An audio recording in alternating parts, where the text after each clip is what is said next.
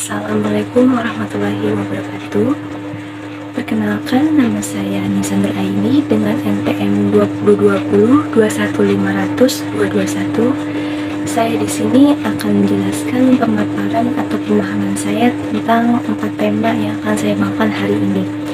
Yang pertama, saya akan menjelaskan tentang tema pengertian akhlak dan keutamaannya. Akhlak adalah sebuah sistem nilai, value, atau norma yang mengatur tindakan dan pola sikap manusia atau tingkah laku di muka bumi. Sistem nilai tersebut adalah ajaran Islam dengan Al-Quran dan Sunnah sebagai sumber nilainya dan ijtihad sebagai salah satu metode berpikir Islami. Tindakan dan pola pikir yang dimaksud adalah berbagai macam pola hubungan dengan Allah, sesama manusia, dan juga alam. Kata akhlak berasal dari bahasa Arab, yaitu khuluq, yang artinya watak, kelakuan, tabiat, perangai, budi pekerti, dan tingkah laku atau kebiasaan. Akhlak dalam Islam diartikan sebagai perangai atau tingkah laku yang ada dalam diri seseorang yang telah melekat dan dilakukan serta dipertahankan secara terus-menerus. Adapun beberapa keutamaan memiliki akhlak mulia. Yang pertama, menjadi amalan baik di hari kiamat kelak. Salah satunya dapat memberatkan timbangan di hari akhir. Yang kedua, ada semakin dicintai oleh Rasulullah SAW. Yang ketiga, ada ditinggikan derajat dan kedudukan di akhirat. Dan yang keempat, mendapat jaminan rumah di surga. Lalu tema yang kedua, yaitu ada adab atau etika belajar dalam Islam. Secara bahasa, kata etika lahir dari bahasa Yunani ethos, yang artinya tampak dari suatu kebiasaan. Dalam hal ini, yang menjadi perspektif objeknya adalah perbuatan, sikap, atau tindakan manusia. Pengertian etika secara khusus adalah ilmu tentang sikap kental akan aturan dan prinsip terkait tingkah laku yang dianggap benar. Sedangkan pengertian etika secara umum adalah aturan, norma, kaidah, ataupun tata cara yang biasa digunakan sebagai pedoman atau asas suatu individu dalam melakukan perbuatan dan tingkah laku. Penerapan norma ini sangat erat kaitannya dengan sifat baik dan buruknya individu di dalam bermasyarakat.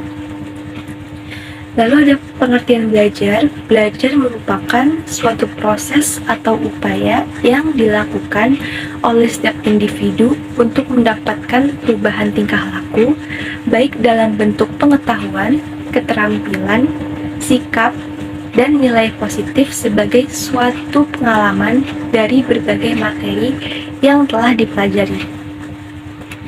Selain itu, definisi belajar juga dapat diartikan sebagai segala aktivitas psikis yang kemudian dilakukan oleh setiap individu, sehingga tingkah lakunya berbeda antara sebelum dan sesudah belajar. Perubahan tingkah laku ini dapat terjadi karena adanya pengalaman baru, memiliki kepandaian atau ilmu setelah belajar, serta aktivitas berlatih. Dalam Islam, belajar sangat ditekankan sebagai suatu aktivitas yang sangat penting. Islam mendorong umatnya untuk terus meningkatkan pengetahuan dan pemahaman mereka dalam sebagai aspek kehidupan, termasuk agama, ilmu pengetahuan, dan keterampilan praktis. Etika belajar dalam pandangan Islam merupakan sikap mencari ridha Allah, membantu manusia dalam mengambil sebuah tindakan mana dan apa yang harus dilakukan dan apa yang hendaknya dijauhi. Lalu, tema yang ketiga ada etika beragama dan berbangsa dalam Islam. Secara garis besar, setidaknya ada 3 etika seorang muslim dalam kehidupan berbangsa dan bernegara, yaitu menegakkan keadilan dan kebenaran, menegakkan nilai-nilai kemanusiaan, dan mewujudkan kemaslahatan umat. Pertama, menegakkan keadilan dan kebenaran. Dalam kehidupan, kebenaran dan keadilan adalah sesuatu yang paling dicari oleh setiap manusia. Bahkan kehidupan manusia itu sendiri disebut sebagai proses dalam mencari keadilan dan kebenaran. Yang kedua, menegakkan nilai-nilai kemanusiaan.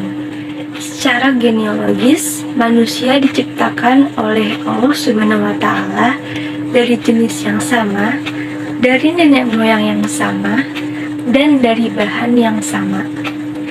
Persamaan inilah yang menjadi dasar pentingnya menegakkan nilai-nilai kemanusiaan.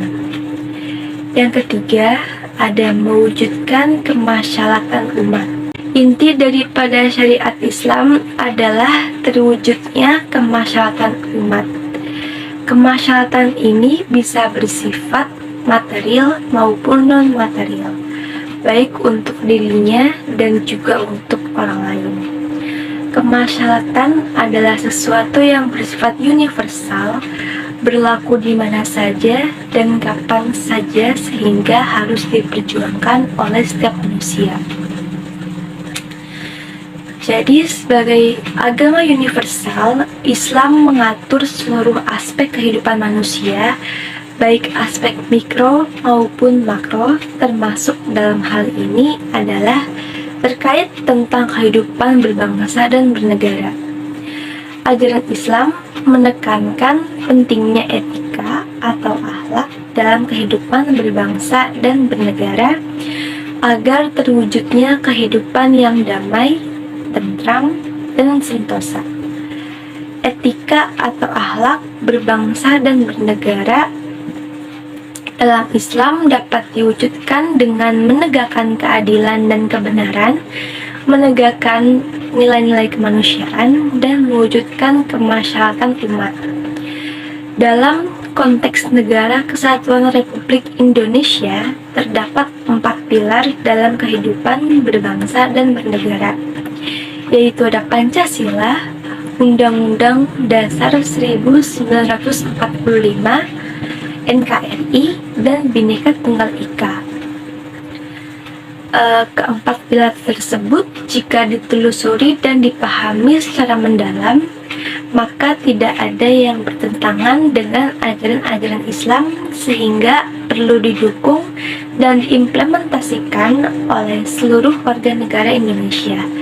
Jikapun di dalamnya terdapat kekurangan, kelemahan, atau kekeliruan, maka bisa direvisi dengan sesuai prosedur yang berlaku.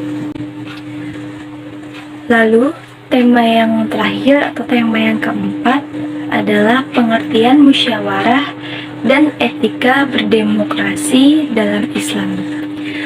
Menurut Rifai, kata musyawarah diambil dari bahasa Arab, yakni syura, yang kemudian diserap dalam bahasa Indonesia hingga memiliki arti berunding dan berembuk. Sementara itu, terdapat beberapa ahli yang mengemukakan pendapat berbeda mengenai makna syura. Menurut Mahmud Al-Khalid, kata syura memiliki makna berkumpulnya manusia untuk menyimpulkan hal yang benar dengan mengungkapkan berbagai perkara dalam satu permasalahan untuk memperoleh petunjuk dalam mengambil keputusan. Kegiatan musyawarah menjadi sarana untuk memperoleh ide atau gagasan terbaik dari suatu permasalahan yang sedang dihadapi oleh suatu masyarakat. Dalam pelaksanaannya, tidak dapat dipungkiri bahwa akan adanya perbedaan pendapat sehingga menimbulkan suatu perselisihan antara peserta musyawarah. Supaya perselisihan tersebut dapat dihindari, diperlukan aturan atau etika yang harus dilakukan oleh setiap individu yang mengikuti pelaksanaan musyawarah. Menurut Abdullah Kamar Mahmud, terdapat beberapa etika yang harus dilaksanakan dalam musyawarah. Yang pertama, itu memanfaatkan setiap perbedaan pandangan atau pendapat untuk memperkaya pengetahuan dan pemikiran sehingga dapat memilih pandangan atau pendapat terbaik di antara berbagai pandangan yang muncul. Yang kedua, itu berprasangka baik terhadap setiap individu yang mempunyai pendapat dengan kita. Yang ketiga, mempunyai harapan bahwa pendapat yang benar adalah pendapat orang lain, bukan pendapatnya. Yang keempat, tidak menuruti hawa nafsu. Dalam agama Islam, Nabi Muhammad SAW dan para sahabatnya selalu berpegang teguh pada kebenaran sesuai dalam surat Syad ayat 26 yang berbunyi, "Janganlah kamu mengikuti hawa nafsu karena ia akan menyesatkan kamu dari jalan Allah. Sesungguhnya orang-orang yang sesat dari jalan Allah akan mendapat azab yang berat karena mereka melupakan hari perhitungan." Dan yang terakhir, ada konsisten dan berkomitmen hanya demi satu kebenaran, selalu mengedepankan persatuan. Jadi, ketika terjadi perbedaan pendapat atau prinsip, maka yang harus dipentingkan terlebih dahulu adalah upaya menjaga persatuan dan solidaritas umat supaya tidak terjadi perselisihan besar. Demikian pemaparan materi dari keempat tema yang saya bawakan hari ini. Kurang lebihnya mohon maaf. Wabillahi taufiq wal hidayah. Wassalamualaikum warahmatullahi wabarakatuh.